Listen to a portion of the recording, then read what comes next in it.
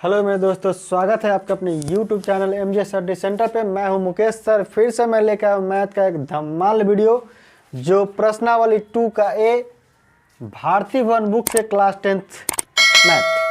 चलिए आज जो पढ़ेंगे हम लोग, कहता है कि पहले अविरोधी विरोधी आश्रित हम लोग 2 के ए में पढ़ेंगे। 38 का पहला दूसरा तीसरा सवाल है, ठीक है, जिसको हम लोग अविरोधी विरोधी आश्रित यानी कि इसका हल निकालने के लिए कहता है पहले सवाल को पढ़िए। निम्नलिखित समीकरण युग्मों में जिस समीकरण युग्म का एकमात्र हल है उसका हल निकाले। चलिए अच्छी बात है, हल निकालने के लिए कह रहा है। हल निकालने का मतलब हुआ इसके कितने हल होंगे। एक होता है एक हल, कोई हल नहीं, केवल एक हल, मात्र 3 हल होते हैं अविरोधी विरोधी आश्रित, जिसको एक हल, अनगिनत हल और उसका कोई हल नहीं, 3 हल होते हैं। इसमें हमको जानना है कि इसमें इसका कितना हल है, यानी 38 का फर्स्ट क्वेश्चन में कितना है, सेकंड में कितना हल है, इसमें कितना, तीसरा में कितना हल है।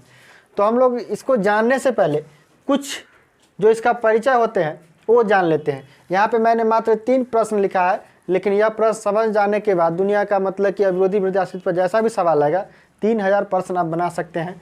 वीडियो को अंत तक देखें, जुड़े रहिए, देखते रहिए। चलिए टॉपिक पे आते हैं। टॉपिक पहले एक बात को समझ लीजिए।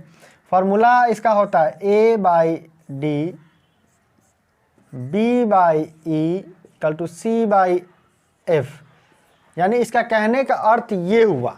देखिए ये तो इसमें बच्चा कंफ्यूज कर जाता है, लेकिन यहाँ पे आप कंफ्यूज कीजिएगा, लेकिन हम जो बताने जा रहे हैं वो आजीवन में अंतिम सांस तक आप कभी नहीं भूल पाइएगा। जब तक सांस रहेगा तब तक इसका आस रहेगा कि मैं जानता हूँ। चलिए जैसे मान लिया जाए A/D = B/E = C/F, यानी इसके बराबर ये, इसके बराबर ये हुआ। ऐसा रहने से इसका अनगिनत हल होता है। लिखा रहेगा, किताब में भी दिया हुआ है कि अनगिनत हल होंगे, अनगिनत हल होंगे। तो इसमें अनगिनत हल होंगे। अब इसमें कन्फ्यूजन तो यहाँ समझ लीजिए, छोटी सी बात, 1/2 1/2 1/2। इसका कहने का अर्थ ये हुआ कि 1/2 के बराबर ये 1/2 और ये 1/2 के बराबर 1/2, यानी कि तीनों एक दूसरे के बराबर है, ठीक है। इसको हम लोग बोलते हैं अनगिनत हल, ठीक है। और हल पूछा तो अनगिनत हल होंगे। अगर पूछे कि आश्रित है, विरोधी है, विरोधी है, तो बोलेंगे आश्रित है। क्या है? आश्रित है, आश्रित। दोनों बात समझ लीजिए। चलिए ये पहला फॉर्मूला है, दूसरा समझिए। A/D ≠ B/E, इसका कहने का मतलब हुआ कि A/D ≠ B/E, ठीक है, यानी कि इसके बराबर ये नहीं होगा, यानी कि A/D के बराबर B/E नहीं होगा। इसका कहने का अर्थ ऐसे हुआ, 1/2 ≠ इसको साफ से लिख दे थोड़ा सा, ≠ 1/3, ठीक है। अब देखिए 1/2 इसके बराबर ये नहीं है, तो ये इस स्थिति में समीकरण का कितना हल होगा? तो केवल एक हल होंगे। कितना? केवल एक हल, केवल एक हल होंगे।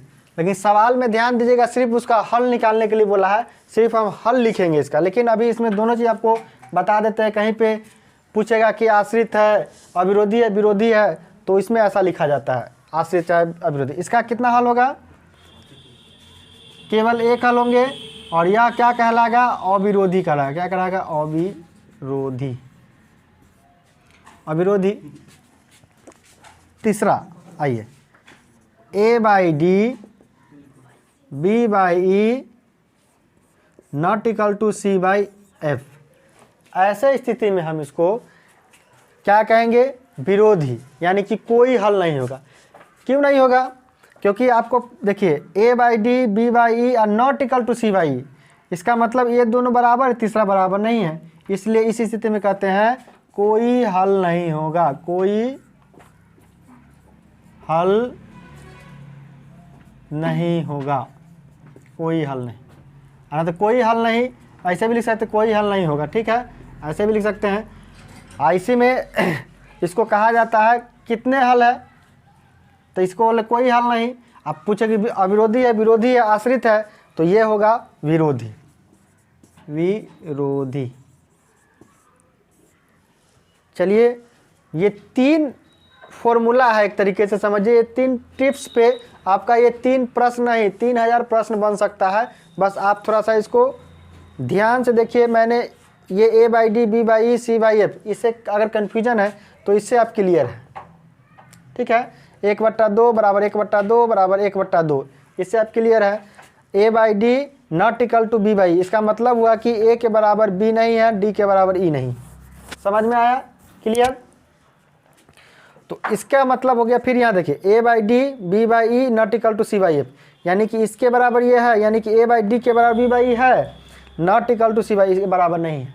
तो ऐसे स्थिति में हम लोग क्या कहेंगे, कोई हल नहीं होगा और ये विरोधी होगा। चलिए अब हम पहले एक बात को जानिए। इसमें ये 3 फार्मूला है तो एक ही फार्मूला, लेकिन इसमें 3 बना दिया गया है। चलिए, क्योंकि अविरोधी विरोधी आश्रित चेक करने, लेकिन जब चेक करने की बारी आएगा तो ये वाला ऊपर वाला सेट करेंगे, ऑटोमेटिक मालूम पड़ जाएगा कौन अविरोधी है, कौन विरोधी है, कौन आश्रित है, और किसका हल केवल एक है, किसका अनगिनत है, और किसका कोई हल नहीं है। चलिए इसको इस साइड में बना देते हैं। चलिए इसको इस साइड में लिख देते हैं कि आपको समझ में आएगा। चलिए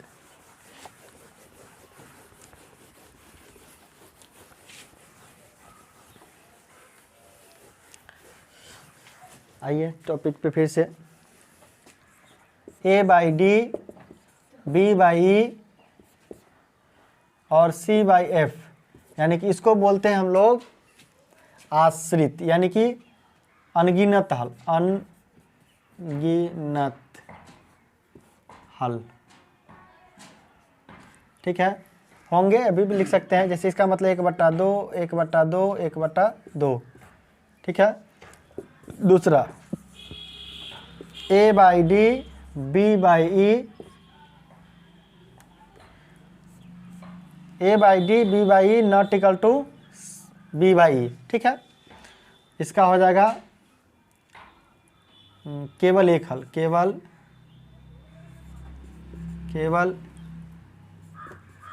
एक हल होंगे। इसमें भी लेंगे अनगिनत हल होंगे, इसमें भी लिख दीजिए, कोई दिक्कत नहीं है, होंगे।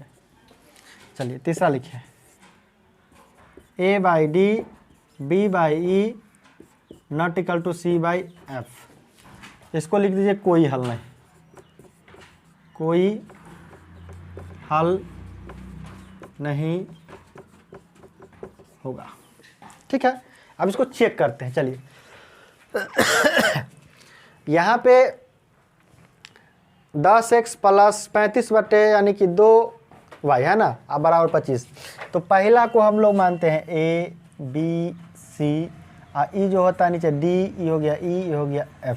अब सिंपल सी बात है, दिमाग में सेट कर लीजिए कि यहाँ पे A बराबर, जैसे यहाँ पे x लिखा है और यहाँ पे 10x लिखा है, तो बताओ इस x का कितना गुणांक। तो यहाँ पे कुछ नहीं है तो इसके बाद 1 हो जाएगा, यहाँ पे 10 गुना तो 10 लिखाएगा, ठीक है। यानी कि इसका जो गुणांक चेक करना है, जिस x लगा हुआ है यहाँ पे और x में कोई गुणांक नहीं दिख रहा है, इसका मतलब इसका गुणांक जो होगा 1 होगा, ठीक है।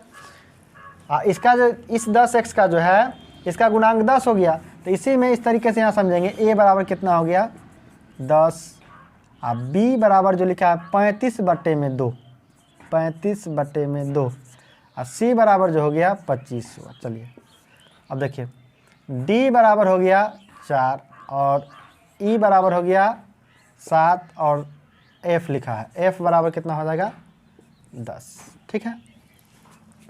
अब फार्मूला इसको बैठाएंगे, क्या लिखा है A/D B/E equal to C/F। चलिए अब चेक कीजिए, a के जगह हो गया 10 बटा में हो गया 10, a के जगह हो गया 10 और d के जगह हो गया 4 बराबर, b के जगह 35/2, 35/2, और e के जगह जो हो गया 7 और बराबर, इसको लिख देंगे ऐसे करके, कोई दिक्कत नहीं है। चलिए हटा दीजिए, कोई दिक्कत नहीं, इससे भी फर्क नहीं पड़ने वाला है। चलिए आगे आइए। उसके बाद सी के जगह जो है सी 25 और एफ के जगह कितना हो गया 10। चलिए इसको काट सकते हैं, 2 दूना 4, 5 दूना 10, 2 पंचे 10, 5 25, ठीक है।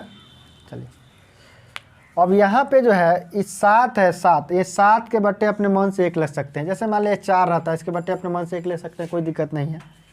अब यहाँ पे देखिए 5/2 बराबर ये 35/2 है, तो 35/2 लिखे। याद कीजिए एक बात को पहले, जैसे 4/3 रहता है और यहाँ पे 3 लिए अपने मन से, इसके बाद 1 लेकर के, तो 4/3 ऊपर का तो जैसा है वैसा लिखाएगा, लेकिन जब गुना में चेंज करेंगे इसको तो ये जो 1 नीचे वाला है ऊपर चला जाएगा और 3 जो है वो नीचे चला आएगा, ठीक है। तो यहाँ पे वही काम करेंगे। देखिए ये 35/2 ऊपर वाला लिख दिए और ये बट्टे में जो 1 है गुना में जाएगा तो 1 ऊपर चला जाएगा, 7 कहाँ चला आएगा नीचे। अब बराबर ये फिर क्या है 5 और बट्टे में क्या है 2।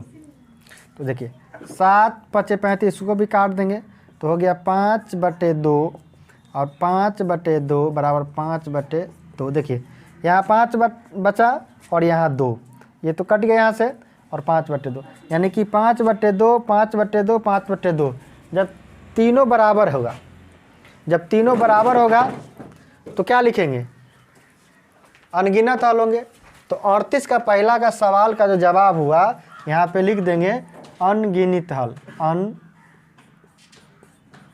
अनगिनत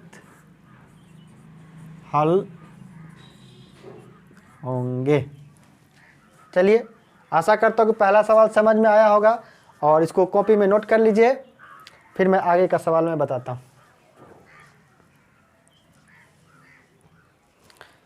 चलिए नोट कीजिए पहले वाला को।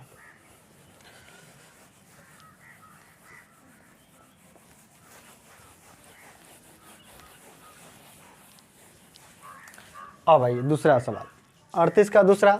इसमें ए के जगह कितना है 3 है, बी के जगह हो गया -5 और सी के जगह हो 25 हो गया। यानी पहला ए बी सी, ठीक है, और नीचे डी ई एफ। तो फिर यहाँ से लीजिए डी बराबर कितना हो गया 7, ई बराबर कितना हो गया 2 और ई एफ क्या आता है एफ बराबर कितना हो गया 15। फिर से फॉर्मूला बैठाइए, A by D, D by E और सी बाई एफ। अब ए के जगह जो है 3 है, ए के जगह कितना है 3 है और नीचे में डी है तो डी के जगह 7 है। चलिए बहुत अच्छी बात है, चलिए इसको समझिए। अब बी के जगह जो है -5 और ई के जगह जो है 2 है, बटे 2 बराबर सी के जगह 25 और एफ के जगह 15, एफ के जगह 15। चलिए अब इसको 3 बटे में हो गया 7 और -5 बटे में हो गया 2, इसको कटेगा 3 5 15 और 5 25, यानी कि 5 बटा में हो गया 3। देखिए 7/3 बराबर 5/2 नहीं है तो यहाँ पे नॉट इक्वल टू हो जाएगा। जब पहला के बराबर दूसरा जस्ट नहीं आता है, जब पहला के जस्ट बराबर दूसरा नहीं आया तो इसका मतलब क्या होगा, केवल एक हल होंगे। क्या होगा, जब ये पहला के बराबर दूसरा नहीं आया इसका मतलब क्या हो गया आपका, केवल एक हल होंगे। ये भी क्लियर हो गया। तो इसको लिख देंगे 38 का जो दूसरा नंबर सवाल है उसका जवाब होगा कोई हल नहीं, सॉरी कोई हल नहीं, बात नहीं है, केवल एक हल होंगे, केवल एक हल होंगे, केवल एक हल होंगे। क्लियर। तो 38 का दूसरा का जो सवाल का जो जवाब हुआ केवल एक हल होंगे। तो ये हल पूछा है, कितने हल होंगे, हमको ये नहीं पूछा कि अविरोधी है कि विरोधी है आश्रित है। अगर अविरोधी विरोधी आश्रित पूछता तो इसका हल मतलब अविरोधी विरोधी में क्या होता, अविरोधी होता। इसमें लिख सकते हैं, यहाँ पे लिख दीजिएगा, अगर अविरोधी विरोधी आश्रित पूछेगा तो यहाँ पे लिख देंगे केवल एक हल होता है, ये सॉरी अविरोधी लिख देंगे, अविरोधी कॉपी में ऐसे नोट कर लीजिएगा, अविरोधी इसका होगा अनगिनत हल, ये सॉरी आश्रित हो जाएगा, क्या हो जाएगा, आश्रित, आश्रित होगा। और इसका कोई हल नहीं होगा तो इसका हो जाएगा विरोधी। इसको कॉपी में नोट कर लीजिएगा, कोई दिक्कत नहीं, ठीक है।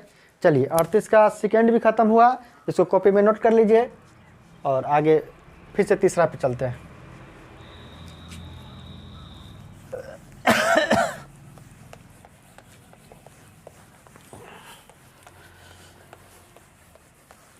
चलिए अब 38 का तीसरा नंबर सवाल देखिए। ए के जगह 3, ए बराबर हो गया 3, और बी बराबर हो गया 2, और सी बराबर जो हो गया 1, और डी, तो डी के बराबर हो गया 2, और ई बराबर हो गया 4/3, तो लिख देंगे 4/3। ये गुणांक जो लिखा हुआ है ये 4/3 जैसे ऐसा रहेगा, ये पी है और इसके 3/2, तो इसका गुणांक हो गया 3/2, ठीक है। ध्यान से दीजिएगा कि इसको दिमाग में रखिएगा, यहाँ पे 5/8 कुछ हो सकता है, ठीक है। चलिए आगे आइए। और f बराबर हो गया, f बराबर क्या है, 2 में है 3। फिर से फार्मूला बैठाएंगे यहाँ पे, a/d, b/e, c/f।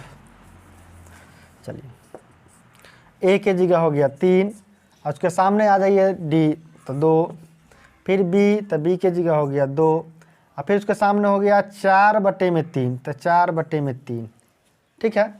अब बराबर c के जगह हो गया 1, और उसके बाद है f के जगह 2/3। देखिए फिर से देखिए यहाँ पे 3/2 बराबर, ये 2 यानी कि b के जगह 2 था, तो इस 2 के बट्टे में अपने मन से 1 ले सकते हैं, थोड़ा बड़ा करके लिख देते हैं, 2 के बट्टे में अपने मन से 1 ले सकते हैं, और 4/3 है। तो आपको पहले ही बता दिए हैं कि 2/1 है। अगर मान लिया जाए 4/3 को गुना में चेंज करेंगे तो 3 जो है ऊपर चला जाएगा और 4 नीचे चला आएगा। तो यहाँ पे वही काम करेंगे, 2/1 लिखे या गुना में जाए 3 चला जाएगा ऊपर और 4 चला जाएगा नीचे। इसमें भी वही है, इस 1 के बट्टे में अपने मन से 1 ले लेंगे तो 1/1, और 3 चला गया ऊपर और 2 चला गया नीचे। अब देखिए यहाँ पे 2 दूना 4, अब 3/2 लिखे बराबर, यहाँ पे कुछ नहीं है, देखिए ये गुना है 1, तो 1 का कोई मतलब नहीं पड़ना है कहीं पे। तो यहाँ पे देखिए 3/2, तो 3/2, और फिर 3 में यहाँ पे 2, यानी कि 3 को 1 से गुना करेंगे। देखिए गुना का चिन्ह है तो ऊपर नीचे करता है, क्रॉस करता है तो काटते हैं, नहीं तो ऊपर ऊपर गुना, नीचे नीचे गुना, तीनों हो गया।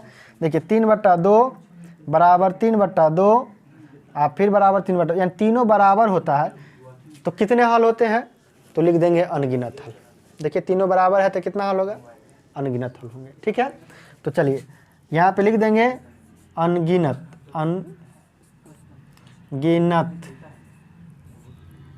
अनगिनत हल होंगे। चलिए 38 का तीनों सवाल जो है आपका ये बन गया है, और इस सवाल 3 बनने के बाद आपको 300 क्वेश्चन आ जाए, चाहे जैसा भी आ जाए, इसमें अविरोधी विरोधी आश्रित में आपको दिक्कत नहीं होगा। और इस वीडियो को जितना अच्छा लगे उतना शेयर कीजिए और एक दूसरे को बताइए। आप जैसे मेहनत करके आप समझे हैं वैसा ही एक दूसरे को बताइए, क्योंकि हर बच्चा चाहता है कि मुझे अच्छा नंबर चाहिए और अच्छा ज्ञान चाहिए और अच्छा समझाने वाला होना चाहिए। और समझिए अच्छे तरीके, समझे कि नहीं। इस बात को ध्यान दीजिए कि इसमें मात्र इस फार्मूला को सेट रखना है। इस बात को फार्मूला देखिए कितना है, कोई भारी तो है नहीं, छोटा सा ट्रिक है, और इस ट्रिक पे आराम से बनाते जाइए। आप समीकरण कोई भी हो, कोई ज़रूरी नहीं कि यही समीकरण होगा, ठीक है। इसलिए करके इस वीडियो को देखिए। Thanks for watching my video.